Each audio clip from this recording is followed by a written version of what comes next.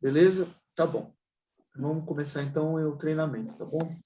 A ideia desse treinamento é ser uma porta de entrada para a área de qualidade e a área também do desenvolvimento de software. A gente vai abordar alguns temas que está ligado a qualquer uma das áreas dentro do desenvolvimento de software. Então, pode ser um desenvolvedor, pode ser um cara que trabalha com qualidade, pode ser até um PO dentro de um projeto, um analista de requisitos. Então, a ideia é a gente entender as noções, né, como funciona o desenvolvimento de software, entender como é a arquitetura de um software, né, para depois a gente começar a entender como funciona a qualidade dentro de um software. Então, é importante primeiro a gente ter os conceitos iniciais do que é, né, como funciona, para depois a gente poder entender como que a gente melhora. Tá? Tá, ok. O que significa QA? QA é Quality Assurance. Quando a gente fala de QA, normalmente a gente está falando de uma função, que é um integrante de uma squad que é responsável pela qualidade. Normalmente é o QA. Entendi. E não só por isso, né? Tem outras coisas também, né? Sim. Parte de teste também. Automatização a gente pode estar falando como uma parte de qualidade, porque como é Quality Assurance, né? Como posso traduzir isso? Seria difícil traduzir assurance, porque assurance é como se fosse seguro de qualidade, ou como se fosse a área de qualidade, né? O que está responsável pela qualidade. Então, você pode estar falando de uma área, você pode estar falando de um cargo, você pode estar falando de muita coisa quando você fala QA. Mas, normalmente, você vai falar de QA como uma função dentro de uma squad, ou designando uma pessoa na squad. Essa pessoa é a QA, é responsável pelo QA. Ou seja, vai ser tipo como se fossem os esquadrões do Battlefield, aí vai ter um engenheiro. Diga o QA lá. É tipo isso, vai dar os pods. Vai ter o desenvolvedor, vai ter fulano, beltrano, betano, e vai ter um cara responsável por testar a coisa toda, é isso. É isso aí. Mas a gente vai falar disso, você vai entender melhor as funções, tá? Sim. Primeiro, como é que funciona o desenvolvimento do software, tá? O desenvolvimento de software, ele vai ter algumas fases dentro do desenvolvimento dele.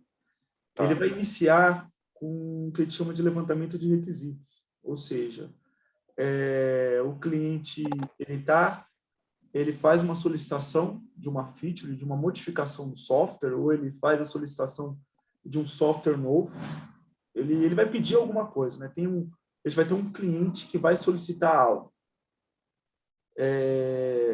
Esse cliente ele vai precisar muitas vezes de uma ajuda, ele vai precisar de uma pessoa que, se a gente falar das metodologias antigas, era o analista de requisitos, hoje é o Product Owner, é o PO.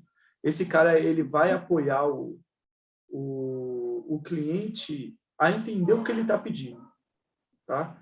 Ele vai entender o que o cliente está querendo e vai transformar isso nos requisitos que vão ser desenvolvidos.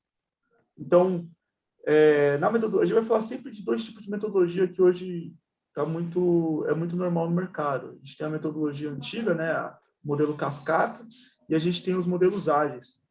Tá? Então, no modelo cascata, o analista de requisitos, e no modelo ágil vai ser o PO. Tá? Os papéis eles mudam um pouco o nome, eles mudam um pouco a função, mas é a mesma coisa. É a pessoa que é responsável por entender o que o cliente quer e transformar isso num documento ou em histórias, de uma forma que as pessoas possam desenvolver isso depois. Tá? Não sei se deu para entender. Foi igual seu chefe lá, né? Você me explicou. Na verdade, não é o meu chefe. Na verdade, ele vai ser uma outra pessoa que vai ter esse contato direto com o cliente. Entendi. É um intermediário, né? Um chefe, né? Na verdade. Foi a palavra errada. Ele não vai ser um chefe. Ele vai fazer uma ponte entre o cliente e a área de TI. Então, ele vai ser um cara que ele vai entender muitas vezes do negócio, e ele vai ser um cara que também ele vai entender um pouco também de tecnologia. Para poder passar para o time de desenvolvimento, né? Ele vai entender o que o cliente quer e vai passar isso para o time de desenvolvimento. Ele tem um papel muito importante, porque ele faz essa comunicação, entendeu? É um dos papéis Entendi. mais importantes dentro de um time. Então, dentro de um time, normalmente você vai ter esse cara, que vai ser ou analista de requisitos, a função dele, ou vai ser o Product Owner, o PO, no modelo ágil. Então, você vai ter um integrante que vai fazer isso. Depois que esse cara levantou o requisito, ele escreveu esses requisitos num documento funcional ou transformou isso numa história, dependendo da metodologia que está sendo usada no time, um analista técnico do time, que normalmente ele vai ser o líder técnico, ou seja, um arquiteto de sistemas, alguém que tem muita experiência no desenvolvimento, ele vai estruturar uma documentação técnica. É como se ele fizesse um projeto. Ele entende, o cliente me pediu uma nova tela, que ela deve fazer um cadastro de usuário. Beleza. O que eu preciso, o que meu sistema ele tem que ter agora, tecnicamente, para que isso seja possível? Eu tenho que construir um novo front, eu tenho que construir uma nova API, eu tenho que criar um novo banco. Como vai ser feita a comunicação desses artefatos? Então, nessa fase, né, e essa pessoa, que é o arquiteto ou é o líder técnico, vai ter nomes diferentes, mas normalmente é um desenvolvedor com muita experiência dentro do time, vai fazer essa arquitetura do projeto, né? E muitas vezes ele vai escrever um documento também, um documento técnico, mostrando qual é essa arquitetura, como que os desenvolvedores devem desenvolver essa nova feature. Ok? Certo. Beleza. Depois que foi feito levantamento funcional, levantamento técnico, é feito a prototipação, que aí um outro papel, que é o X, né? Muitas vezes chama de UX, ou a gente pode chamar ele também de... esqueci o outro nome. Mas é o responsável por criar o design de como vai ser as coisas. Ele vai fazer a cara, ele vai fazer como é que vai ser, por exemplo, como os botões vão estar no front, qual vai ser Ou a seja, é o cor. front-end, né? Esse aí. Ele não é o front-end, mas Não. pensa nele como um cara que ele vai definir a cara do sistema. Ele vai Eu posso entendi. só fazer um adendo nisso aí, Bruno? Você me Pode falar. Olha, permite? não para de interromper, meu. Me ajuda aí, cara. Então, geralmente esse profissional que faz essa prototipação tem ferramentas próprias para ele. Então, aí nessa Entendi. ferramenta ele vai, por exemplo, ele vai usar um sistema de layout lá da empresa X. Aí esse sistema já tem cores definidas, já tem como vai ser o botão, qual vai ser o espaçamento. Então ele deixa tudo bonitinho ali de acordo com o levantamento, né? E é isso que vem para a mão do desenvolvedor. Entendi. Ou seja, ele é, a grosso modo, um designer, assim, né? Isso mesmo. Exatamente. Mas Isso. ele tem aquelas regras bem específicas, porque ele entende como isso vai ser implementado. Entendeu? Entendi. Então ele pega aqueles dados, como se diz? Sem do que vem do cliente, né? Sem encantamento Certo. nenhum, e ele transforma isso no que seria como vai sair o produto no final. Ele que dá a cara para isso. Entendi. Porque depois vai ser justamente a validação do cliente, né? Então é É isso, foi mal aí, Vanderlan, vou voltar Não, aqui só não. para. Foi Nossa, ótimo, meu. Foi ótimo ponto. Você intervenção pensa assim, complicada. você pensa assim, a arquitetura do projeto é como se fosse um engenheiro e a prototipação é como se fosse o arquiteto. Então, esse cara responsável pelo X, ele vai desenhar como vai ser a cara disso, né? Onde que vai Certo. ser, como vai ficar, além dele ficar bonito, né? Ficar nos padrões da empresa, muitas vezes, ele também vai pensar como que vai ser uma estrutura fácil de ser utilizada.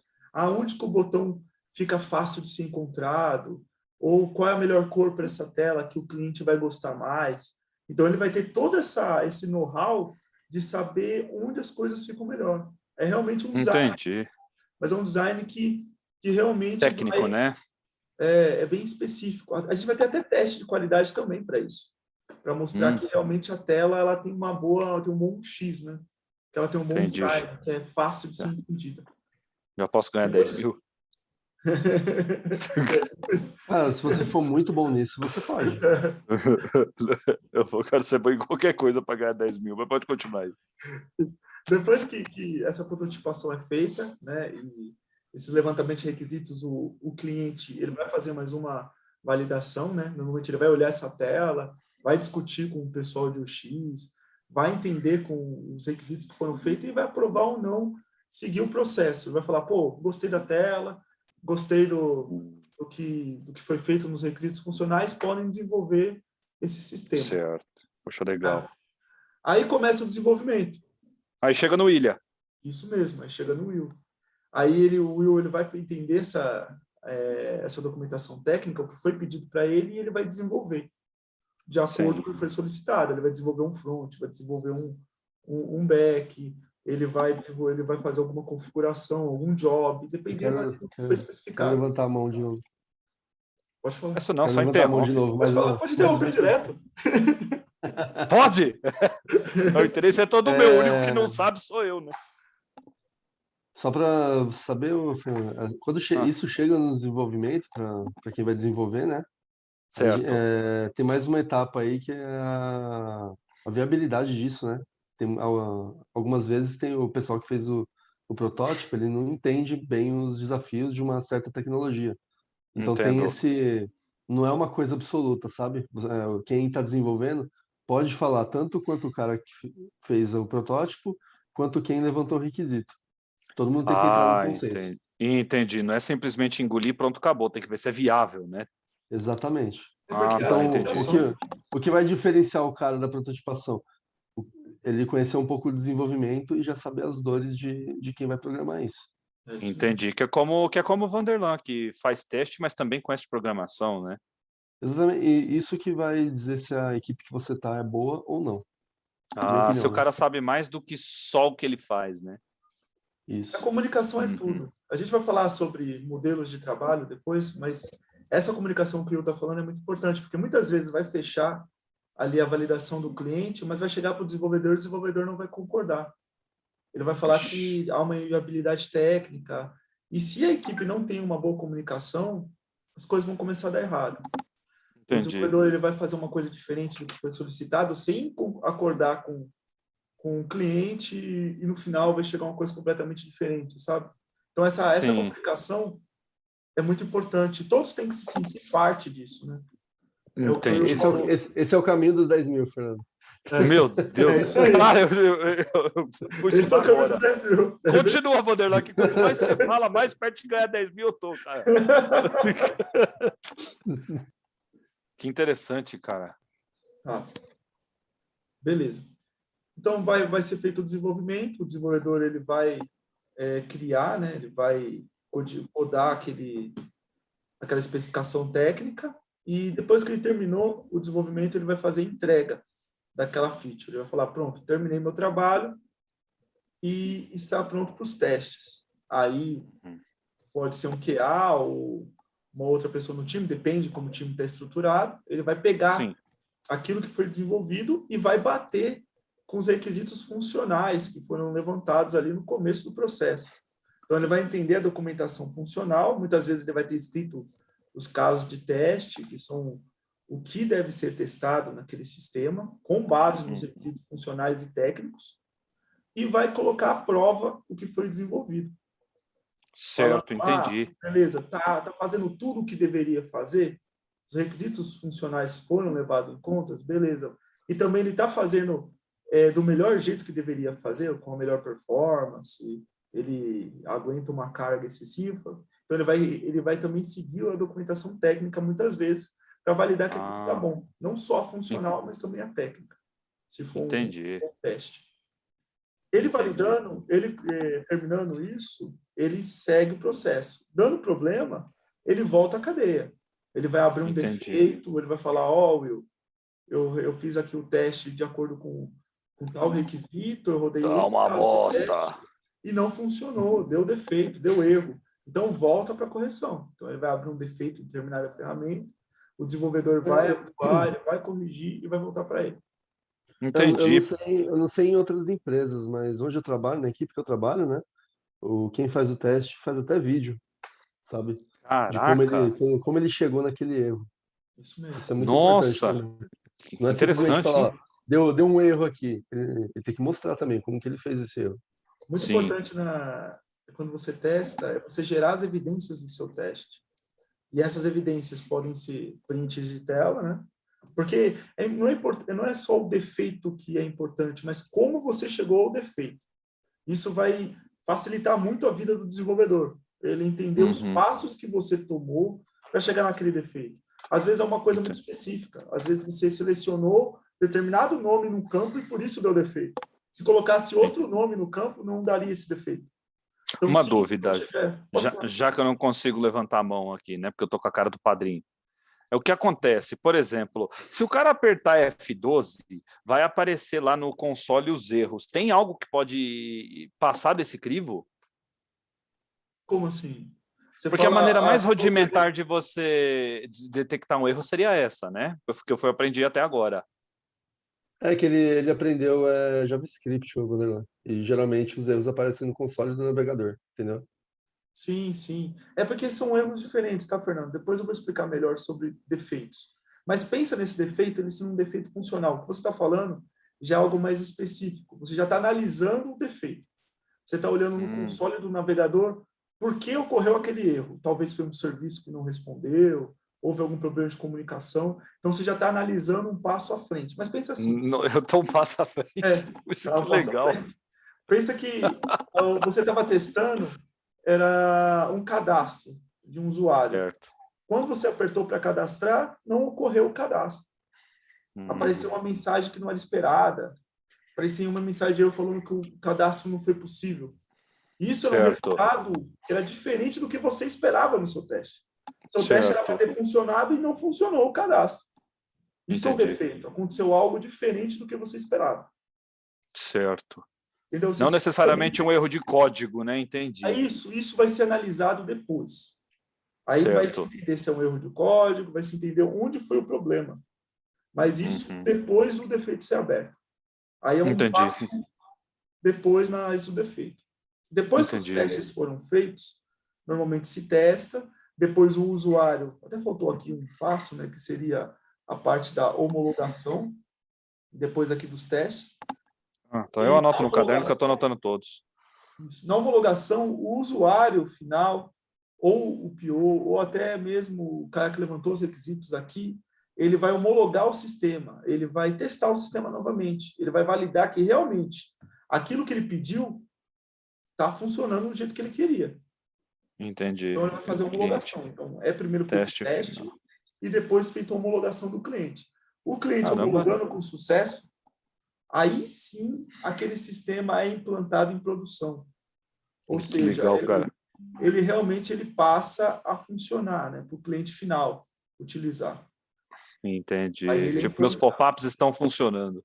Sim, a gente colocou uma nova tela no sistema, a tela de cadastro. Aí o usuário final ele vai poder realmente cadastrar. Mas só depois da implantação.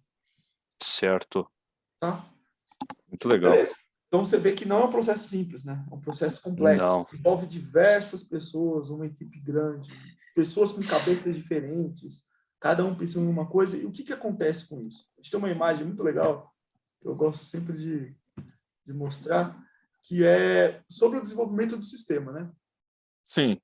Então, ele fala assim, ó, a primeira figura é como o cliente explicou. A segunda figura é como o líder de projeto entendeu. A terceira é como o analista projetou. A quarta, como o programador construiu.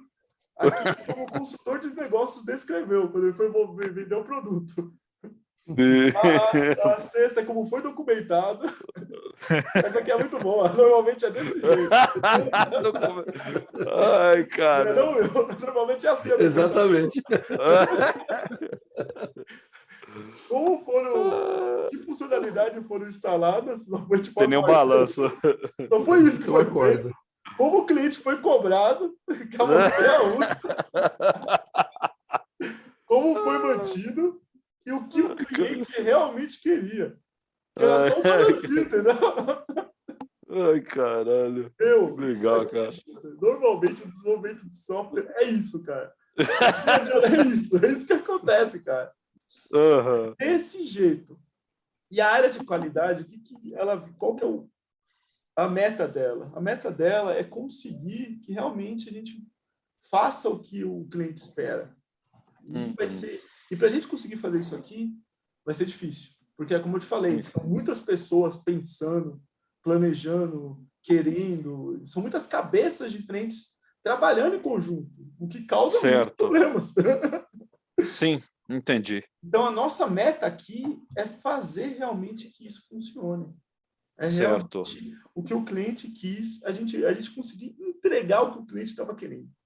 Assim, Entendi. o cara pediu uma garrafa de água e a gente chegou e entregou para ele uma garrafa de água, entendeu? Do jeito que ele Entendi. queria, com a cor que ele queria, com os ml que ele queria, com o lado certo para abrir a tampa, entendeu? E a tampa tem que ser verde. A tampa da cor certa, tudo isso, entendeu? Entendi. Cara, que legal. E como normalmente a gente faz isso? A gente tem 2 modelos principais no mercado, que é o que você vai trabalhar. A gente tem um modelo antigo, que a gente chama de modelo cascata, ou modelo V. Tá? Isso aqui é o jeito que a gente desenvolvia software lá nos anos 70, 80, ainda a gente desenvolve muitas vezes desse jeito. Tá? A maior parte do mercado ainda trabalha assim, ou ele está migrando para o outro modelo, mas isso aqui é muito comum. Como funciona o modelo V? Tá?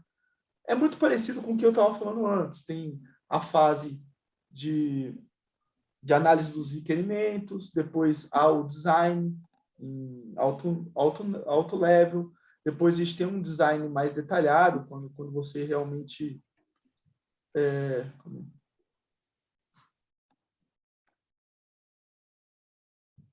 tinha uma limitação de tempo. Beleza, então você tem o levantamento de requisitos, você tem o detalhamento do design lá, que é aquele detalhamento técnico, o que vai ser desenvolvido, você tem a implementação, que é o desenvolvimento, e você tem as fases de teste depois. O modelo V ele é muito característico de você planeja tudo. É tipo assim, quando eu fiz meu MBA, o meu coordenador lá, ele queria entender o que era o modelo ágil, né, e o que era o modelo V. Ele não entendia de desenvolvimento de software. Ele construía navios, né? Então ele não entendia Meu muito essa Deus. parte. Ele cuidava da qualidade de construção de navio. Então eu expliquei para ele que o modelo de desenvolvimento cascata, o modelo V, é como construir um prédio ou construir um navio. O cara ele levanta todos os requisitos que o prédio tem que ter, entendeu? Igual é feito hoje.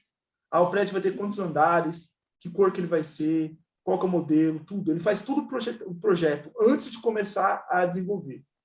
Certo. Então, ele primeiro planeja tudo, levanta todos os requisitos, ele faz todo o detalhamento, aí começa a desenvolver tudo, aí quando terminou de desenvolver tudo, aí ele testa tudo. É tipo, tudo de uma vez só, entendeu? Sim. Isso foi o jeito que as coisas eram feitas e ainda há muitas empresas que fazem desse jeito.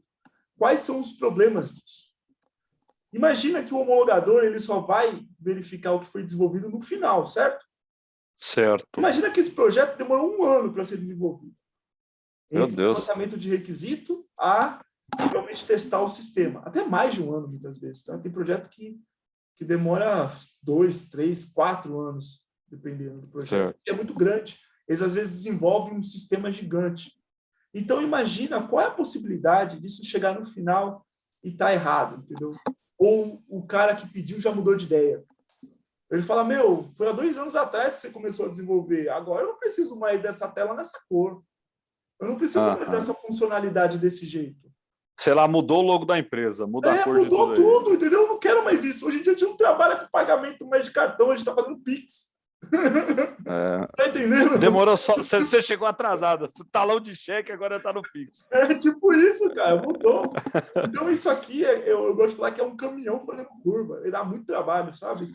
E a chance de você chegar no final e tá tudo errado é muito grande. E você tem um esforço gigante depois para consertar tudo, entendeu? Certo. Então, isso aqui é um modelo que está ficando para trás. Esse tipo de desenvolvimento está ficando para trás. Então, era uma coisa muito descoordenada, às vezes era uma equipe muito grande, não tinha time, sabe? Era times de desenvolvimento, times de qualidade, todo mundo trabalhando em cima de um software, sem muita organização, entendeu? Era uma coisa realmente muito difícil. Só que hoje em dia a gente está migrando esse modelo, tá? Hoje a gente está saindo do modelo cascata e a gente está indo para o que a gente chama de modelo ágil. É um Certo. novo jeito de fazer software. Novo não, né? Porque isso aqui já é muito antigo.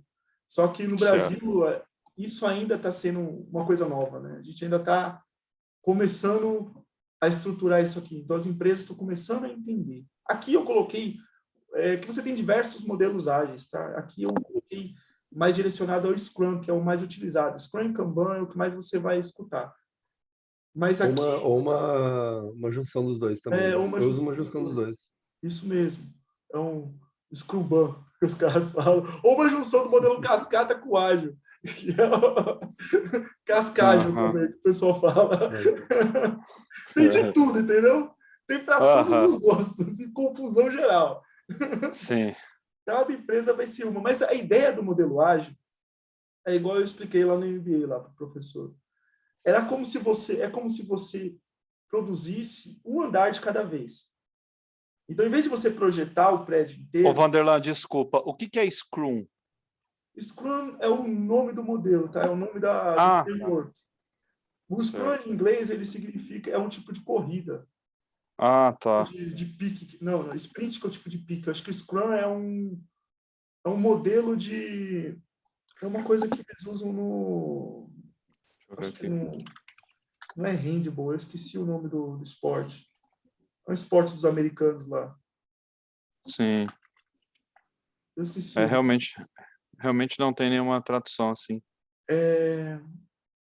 Mas tudo bem. É o nome do modelo, tá? O nome do framework. Ah, é uma estrutura para desenvolver e entregar babado. Depois eu leio isso aí. Mas aí Beleza. ele tá falando do framework, mas esse nome ele vem de esporte mesmo. Ele vem Entendi. de um esporte, aquele esporte que parece futebol americano, sabe? Só que o pessoal não usa tanto É o armadura. rugby. O rugby. É uma jogada lá do rugby, é um negócio que eles fazem lá que é o Scrum. Peraí. Ixi, gente, vocês sumiram. Ah, não, achei. Desculpa, eu fui ver aqui no... Eu perdi Tá, vocês de mas a vista. ideia do ágil, tá? Desse modelo, esse modelo ele vem até do modelo Toyota, que é uma coisa que a gente estuda bastante qualidade. Mas a ideia é que, em vez de você desenvolver o software fazendo grandes interações, ou seja, planejando primeiro ele todo, desenvolvendo ele todo e depois testando ele todo, você faz pequenas interações. Então, em vez de você Certo. construir um prédio de 10 andares de uma vez, você primeiro planeja o primeiro andar, você constrói o primeiro andar e apresenta o primeiro andar para o cliente e fala para ele, e aí, como é que vai ser o segundo andar? Aí Certo. você planeja o segundo andar, você desenvolve o segundo andar e testa o segundo andar, e aí você vê o terceiro andar. E assim Sim. você vai desenvolvendo o sistema.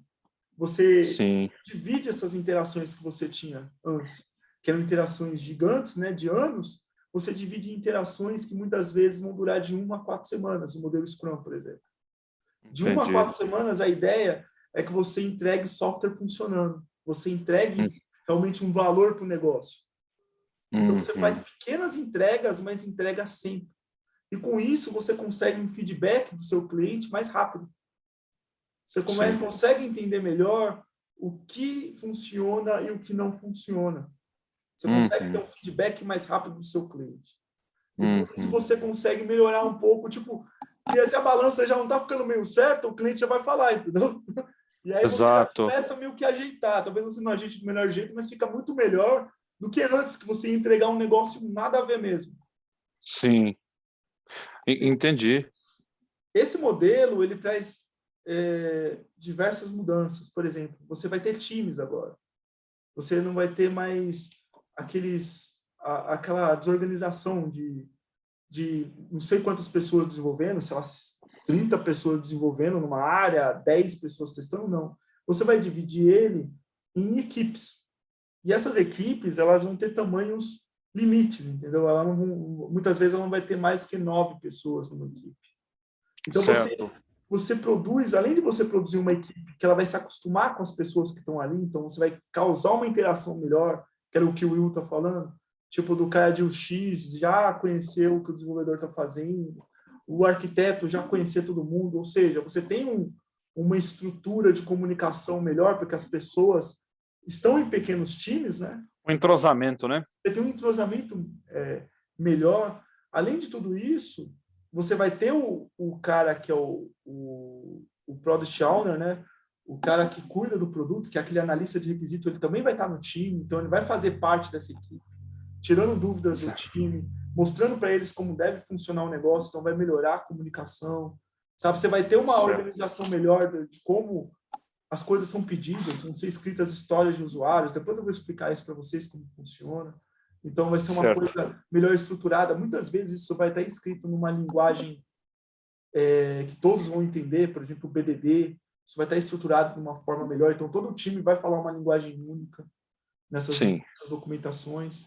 E também, esse modelo, principalmente o Scrum, ele vai pregar aqui alguns tipos de reuniões que sempre vão acontecer, que a gente chama de ritos, né, do Scrum. Então você vai ter... Mas não é a reunião do padrinho que nunca dá em nada, né? Nada lá. não, a ideia é não ser reuniões que não nada. Então, por exemplo, você tem uma reunião diária do time, que a gente chama de daily. Que é onde do William às 10 da manhã, ele já me falou. Isso. Que é onde as pessoas vão levar o que elas estão fazendo e quais são os impedimentos que elas têm. Entendi. Então, a ideia é para ser uma reunião que vai ter um sandbox, vai ter um tempo limite de 15 minutos, no máximo. Então, tem que ser uma reunião rápida. A ideia dessa reunião, quando a gente fazia presencial, até que todas as pessoas têm que ficar em pé, ninguém pode sentar, para que ela não seja uma reunião demorada. Vai ser utilizado um Kanban, né, que é um quadro onde vão estar todas as tarefas, onde todo mundo vai poder ver o que está trabalhando. Depois vou mostrar isso também, como funciona na prática. Certo. Mas as pessoas ali, a ideia é comunicar, entendeu? Você falar o que está acontecendo com você, como está indo o seu trabalho e se alguém pode te ajudar. Olha que legal. Então você melhora a comunicação, você está sempre comunicando o que está acontecendo. Cara, eu fiquei super empolgado, quero participar disso. Fernando, Oi. Fernando, quando a gente fala de Kanban, você tem uma ideia do que seja? Ou... Não faço a menor ideia, mas eu fiquei empolgado. Pensa no quadro de tarefas, sei lá, um quadro cheio de post-it. Cada post-it é uma tarefa. Isso entendi. É um Kanban. Como você escreve isso? K-N-B-A-N, né? Depois eu vou mostrar um Kanban assim, coloquei aí no... Valeu, eu escrevi certo. Show de bola, obrigado. Mas depois eu vou te mostrar um Kanban mesmo nas ferramentas, como que funciona. Puta, eu tô ficando... Mano, eu tô empolgado e, mano, você vai entrar em aula daqui a uns minutos, cara. Eu vou ter que parar, mas só vou fechar isso aqui. Mas a ideia, e todos esses ensinamentos, isso é muito legal. O modelo Scrum, a gente vê isso como uma coisa nova na área de tecnologia, né? Nova, né? É de 99, né? Nova, mas está chegando agora praticamente no Brasil, mas já tem praticamente 20 anos esse modelo, mas ele vem do modelo Toyota, que foi implementado lá nos anos 60 no Japão. Então, caralho, como a gente está atrasado. No Japão, eles já trabalhavam com essa ideia de todos verem o que está sendo feito, o que todo mundo está trabalhando, sabe? A ideia de uma gestão visual. Então, todo mundo sabe o que está acontecendo. Tipo, eu sei o que o Fernando está trabalhando, o Will sabe o que eu estou trabalhando. Então, se acontecer alguma coisa, a comunicação fica mais fácil, porque cada um sabe o que o outro está fazendo. Entendi. Então, essa ideia, é uma ideia muito antiga e genial, que é implementada nas fábricas há muito tempo e tem um sucesso muito grande e vem se demonstrando na área de TI agora. Acho que é importante falar desse conceito de sprint também, para o Fernando. Sim. Essa sprint, que é essa corrida rápida, né? Sprint significa isso. É uma interação do Scrum. Ou seja, a sprint ela pode ter 1 a 4 semanas, e nessa 1 a 4 semanas a gente vai trabalhar no backlog. Então, a gente vai ter um planejamento no começo dessa sprint, né? Que é o que a gente vai planejar em conjunto. Então, o time todo, não há ninguém mandando o que o time vai fazer. O time, ele vai ser responsável por o que ele escolhe em trabalhar, né? O PO, ele vai falar, eu priorizo essas histórias, essas funcionalidades são mais importantes para mim. Mas o time, ele vai falar com o que ele consegue entregar nesse período de tempo. Ele vai se responsabilizar. Olha que legal. Quem trabalha se responsabiliza. Não é uma outra pessoa de fora que não sabe o que é desenvolver falando para o desenvolvedor quanto tempo que ele vai demorar para entregar.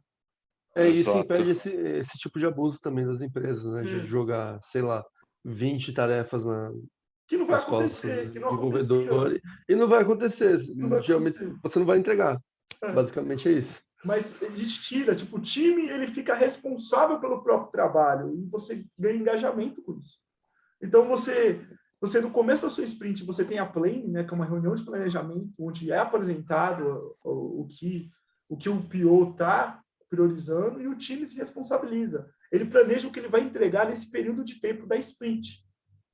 Então, Entendi. ele primeiro planeja, ele fala, beleza, vamos trabalhar nisso. Eu consigo entregar isso daqui a 4 semanas.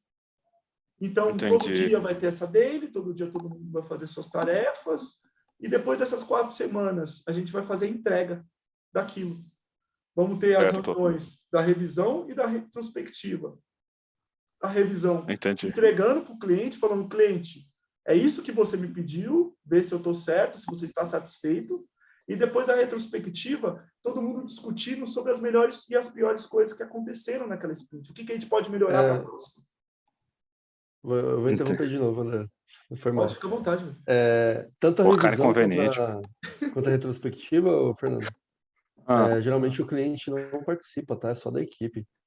Porque Então, senão ele ia... Isso que eu ia falar, senão o cara ia falar, pera aí, meu dinheiro nessa porra, tipo isso, né?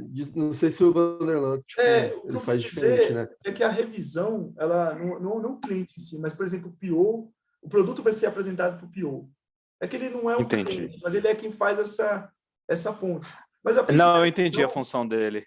a revisão é como se fosse uma entrega, onde o time chega para o PO e fala, você me pediu isso aqui? Toma.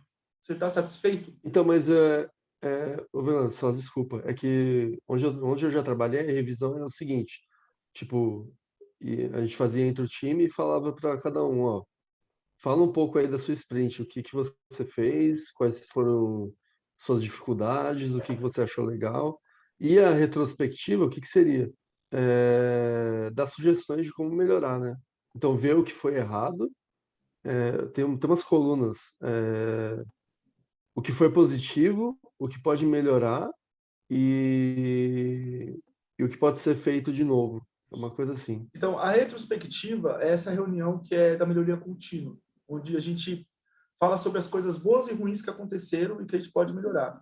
Agora, a revisão, normalmente, é uma apresentação do que foi desenvolvido. Aí, né, na revisão, você pode Certo. chamar o PO ou não, entendeu? Pode ter o time realmente ele pode não apresentar, ele apresenta em outro momento, mas tem muitos times que... E até a ideia da revisão é apresentar o que foi desenvolvido.